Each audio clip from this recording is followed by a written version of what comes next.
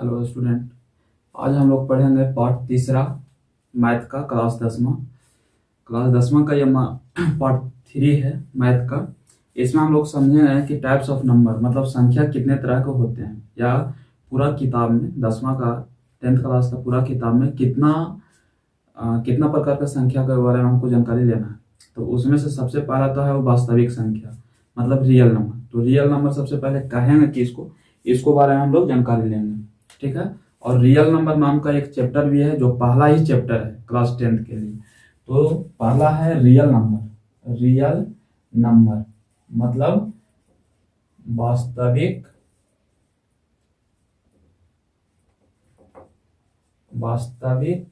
संख्या। Real number पहला है, हम लोग पढ़ रहे हैं। तो रियल नंबर मतलब वास्तविक संख्या। तो वास्तविक संख्या कहते हैं किसको है, तो इसको अभी हम जानते हैं। सबसे पहले रियल नंबर होता क्या है, हमारे दैनिक जीवन में मतलब हमारे दिनचर्या में जितना भी तरह की संख्या का हम लोग उपयोग करते हैं, किसी भी चीज को हम दर्शाने के लिए उपयोग में लाते हैं, वही सब वास्तविक संख्या है, ठीक है। अभी हम क्या बोले कि हम अपने दैनिक जीवन में, हम अपने दिनचर्या में जितना भी संख्या का उपयोग करते हैं किसी भी चीज को दर्शाने के लिए, वही वास्तविक संख्या है, ठीक है। वास्तविक संख्या मतलब रियल नंबर इसका कोई खास परिभाषा नहीं है। इसको हम इसी तरह से समझ लेंगे कि दुनिया में जितना भी नंबर है, जितना भी तरह की संख्या है जिसका हम लोग उपयोग करते हैं, वो सब वास्तविक संख्या है, ठीक है। दूसरा है पूर्ण संख्या को इंग्लिश में हम लोग बोलते हैं होल नंबर मतलब पूर्ण संख्या। तो 0 से लेकर के जितना भी संख्या है अनंत तक, ठीक है। 0 से लेकर के 0 से लेकर के जितना भी अनंत तक संख्या है वो सब के सब होल नंबर है मतलब पूर्ण संख्या है। जैसे 0 1 2 3 4 5 6 7 8 9 डॉट डॉट डॉट अनंत तक, इनफाइनाइट तक। अनंत इसको बोलते हैं अनंत तक, ठीक है। तो 0 से लेकर के जितना भी दुनिया में संख्या है, जितना भी नंबर है, उस सब के सब पूर्ण संख्या में आता है, ठीक है। उसका बाद आता है तीसरा में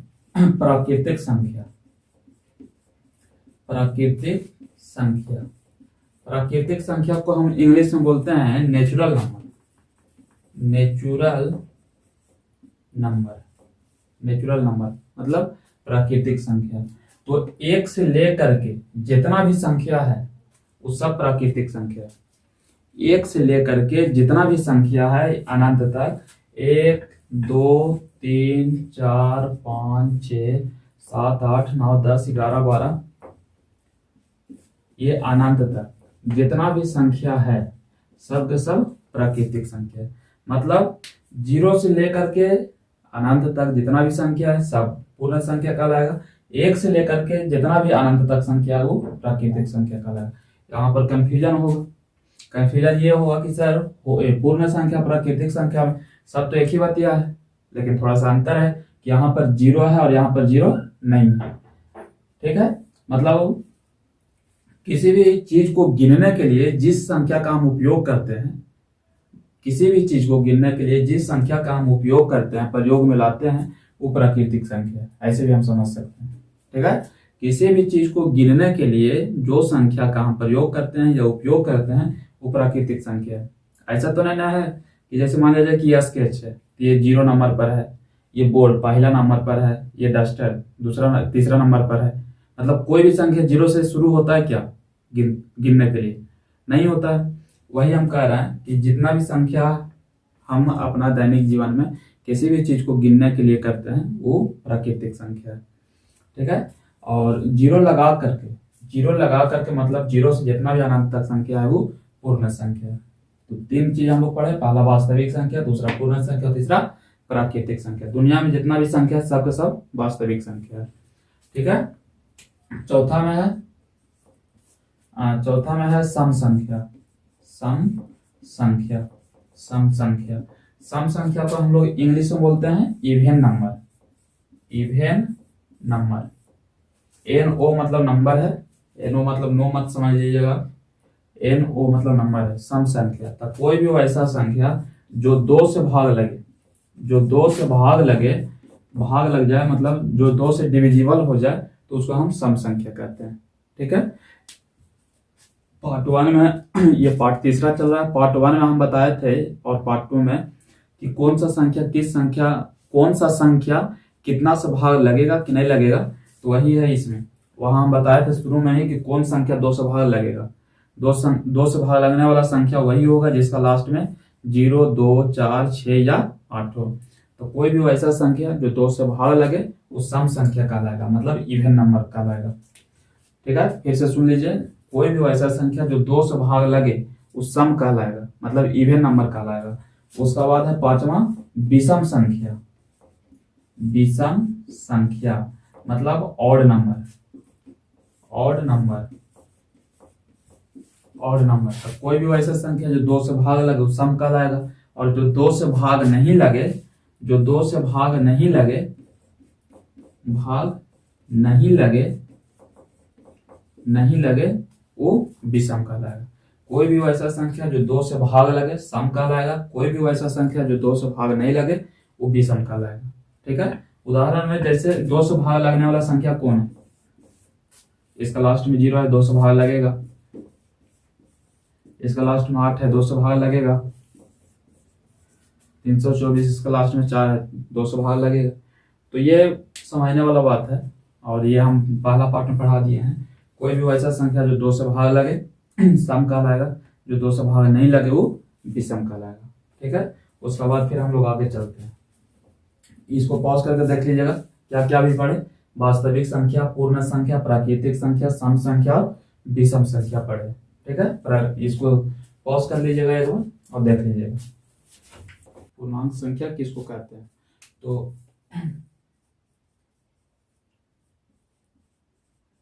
पूर्णांक संख्या इसको हम लोग इंग्लिश में बोलते हैं इंटीजर। Integer, integer.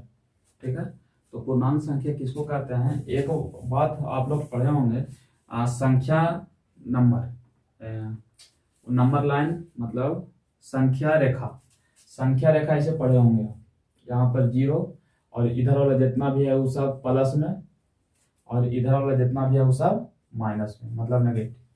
ठीक है, तो नंबर लाइन है ये, नंबर लाइन, नंबर लाइन मतलब संख्या रेखा। हिंदी में इसको बोलते हैं संख्या रेखा।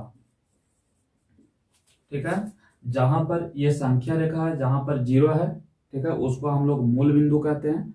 जहां पर 0 है वहां उसको हम लोग मूल बिंदु कहते हैं। मूल बिंदु के मतलब होता है जहां से हम लोग शुरुआत करते हैं, जहां से हम लोग शुरुआत करते हैं उसको कहते हैं मूल बिंदु, मतलब ओरिजिन।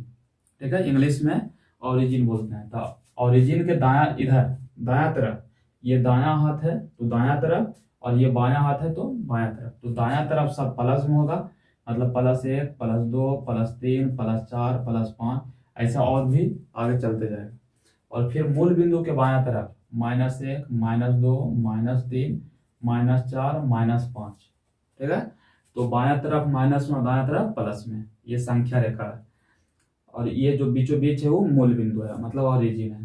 तो यही से सब ये पूर्णांक आता है। ये छठा है, छठवां नंबर पर है ये पूर्णांक आता है।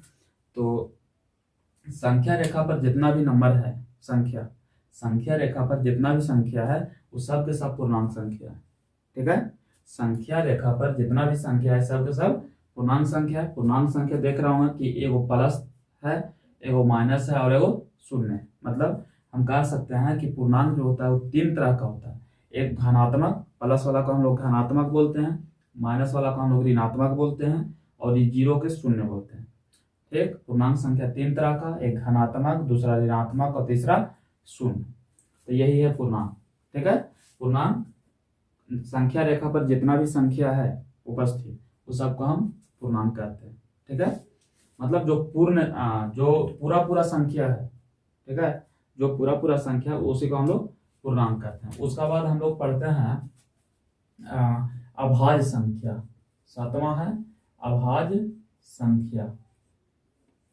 अभाज्य संख्या इसको हम लोग इंग्लिश में बोलते हैं प्राइम नंबर। प्राइम नंबर, ठीक है, इसको हम लोग इंग्लिश में प्राइम नंबर बोलते हैं अभाज्य संख्या को। तो इसका परिभाषा है कि कोई भी वैसा संख्या जो जो एक और स्वयं से भाग लगे। कोई भी वैसा संख्या जो एक और स्वयं मतलब अपने आप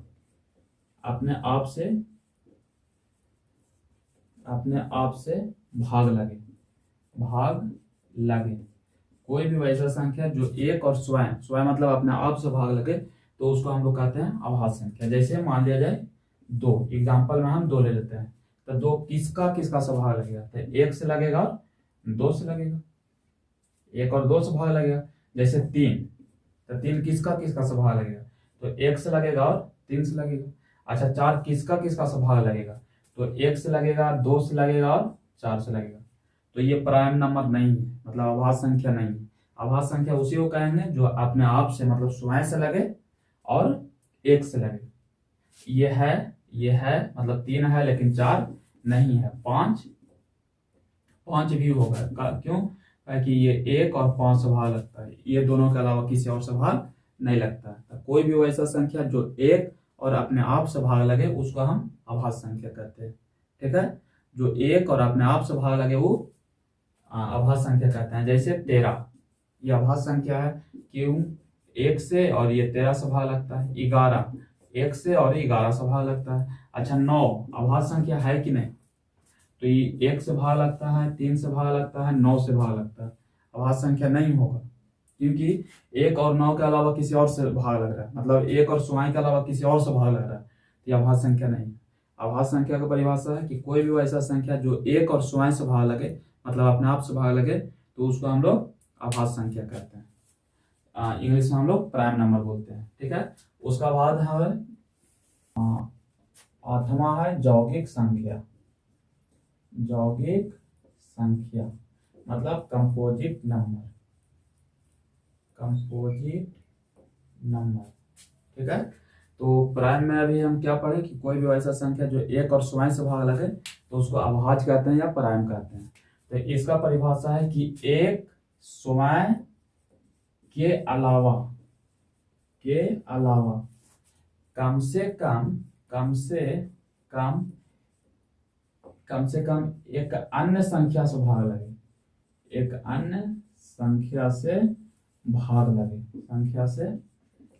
लगे। मतलब कोई भी वैसा संख्या जो 1 से भाग लगे, अपने आप से भाग लगे और ये दोनों के अलावा किसी और से भाग लगेगा तो उसको हम लोग कहेंगे यौगिक संख्या, ठीक है।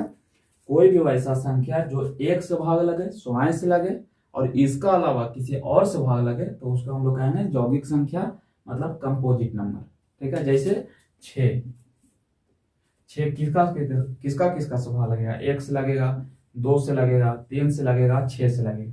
तो 1 से लग रहा है, स्वयं से लग रहा है और इसका अलावा और संख्या से भाग लग रहा है, तो ये कंपोजिट नंबर है मतलब यौगिक संख्या, ठीक है। जैसे 12 कंपोजिट नंबर है। क्यों? 1 से भाग लगेगा, 2 से लगेगा, 3 से लगेगा, 4 से लगेगा, 6 से लगेगा, 12 से लगेगा। तो 1 से लग रहा है, स्वयं से लग रहा है और इसका अलावा और से भाग लग रहा है, किसी और संख्या से भाग लग रहा है, तो इसको हम लोग कहेंगे यौगिक संख्या मतलब कंपोजिट नंबर, ठीक है। इसको याद रखना है, कोई भी वैसा संख्या जो 1 और स्वयं के अलावा किसी अन्य संख्या से भाग लगे, किसी कम से कम एक वो अन्य संख्या से भाग लगे तो उसको हम लोग कहेंगे यौगिक संख्या, ठीक है। इसको पॉज करके देख लीजिएगा। उसका बाद हम लोग पढ़ रहे हैं ट्विन प्राइम।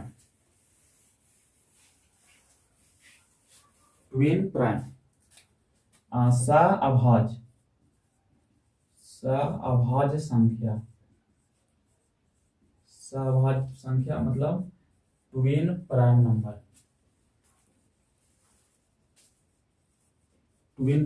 सअभाज्य संख्या, तो सा के मतलब होता है जोड़ा या तो फिर ट्विन के मतलब होता है जोड़ा मतलब युग में,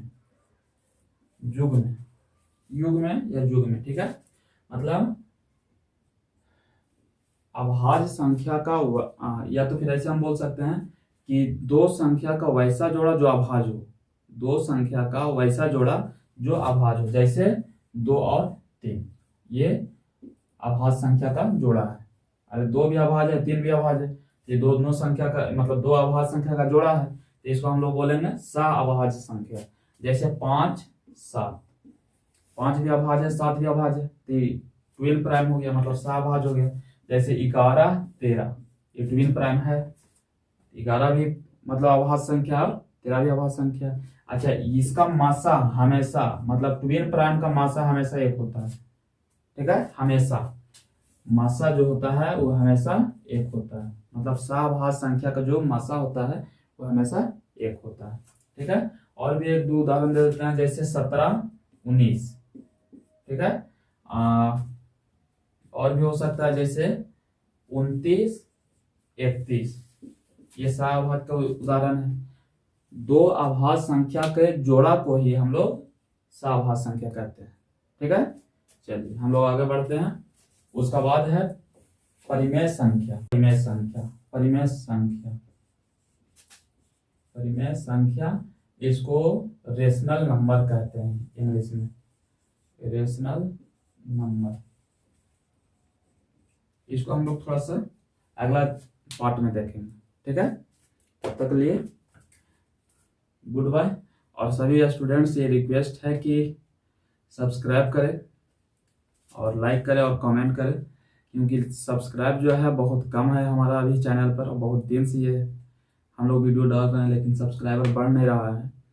तो सभी स्टूडेंट्स यही रिक्वेस्ट है कि ज़रूर ये चैनल को सब्सक्राइब करें, तभी हम लोग मोटिवेट होंगे और हम लोग इस तरह के वीडियो बनाते रहेंगे, ठीक है। तब तक के लिए धन्यवाद।